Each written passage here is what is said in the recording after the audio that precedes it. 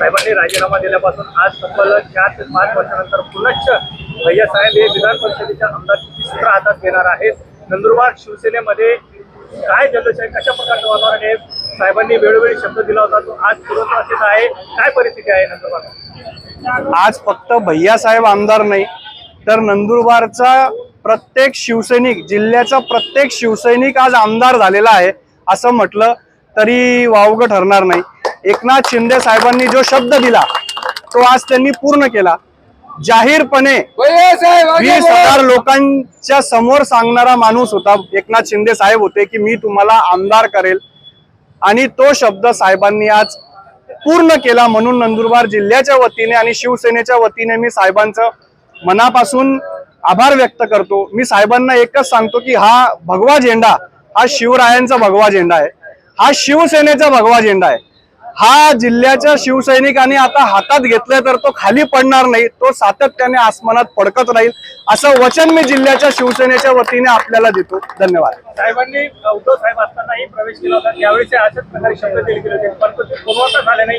एकंदरीतच आज नंदुरबार जिल्ह्याची परिस्थिती पाहता ज्या दिवसापासून साहेबांनी एकनाथ शिंदे साहेबांसोबत प्रवेश केला त्या दिवसापासून आमदार नसतानाही त्यांनी पूर्ण कार्य केलेलं आहे. काय झालं?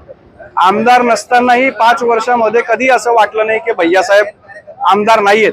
तुम्ही जर मंत्रालयीन कामकाजही पाहिलं किंवा स्थानिक स्वराज्य संस्थेबद्दल काही विषय असले तरी एकनाथ शिंदे साहेबांनी ते विषय आमचे प्रामुख्याने मार्गी लावले. आम्हाला कुठल्याही प्रकारच्या योजनेची निधी वगैरे मध्ये कमतरता कधी पडली नाही. आणि साहेबांच्या वागणुकीमध्ये असं कधीच नव्हतं की चंद्रकांत रघुवंशी साहेब हे माझी आमदार आहेत. ती वागणूक त्यांना जी भेटली ती आमदारापेक्षाही चांगली भेटली असं म्हटलं तरी चुकीचं ठरणार नाही. आणि साहेबांनी दिलेला शब्द आज पूर्ण केला, त्याबद्दल मी एकनाथ शिंदे साहेबांचं मनापासून आभार मानतो. आगामी नंदुरबार जिल्ह्याच्या महापालिकेच्या आणि जिल्हा परिषदेच्या निवडणुकांचं चित्र कसं असणार आहे? चित्र बदलेल. आजच्या पहिले चित्र लोकांच्या थोड्या गोष्टी वेगळ्या होत्या आणि येणाऱ्या काळामध्ये आजपासून गोष्टी वेगळ्या होतील. आता शिवसेनेचे 2 आमदार या जिल्ह्यामध्ये आहेत.